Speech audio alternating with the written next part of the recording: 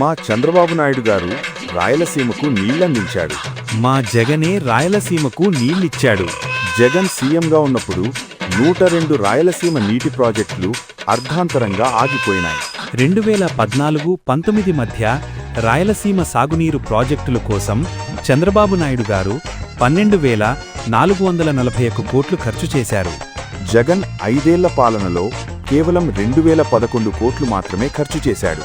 కూటమి ప్రభుత్వం అధికారంలోకి వచ్చిన తరువాత 100 రోజుల్లో 738 కిలోమీటర్ల మేర 3,870 కోట్లతో హంద్రీనీవా కాలువ వెడల్పు పనులు చేపట్టి కుప్పం వరకు నీటిని తరలించారు.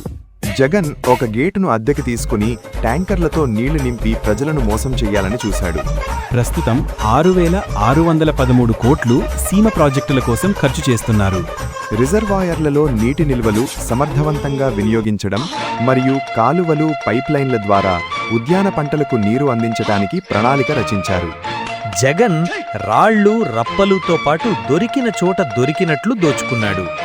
చంద్రబాబు నాయుడు గారు రాళ్ళు, రప్ప, కొండ, కోనలు తవ్వి రాయలసీమకు దాహార్తిని తీర్చారు.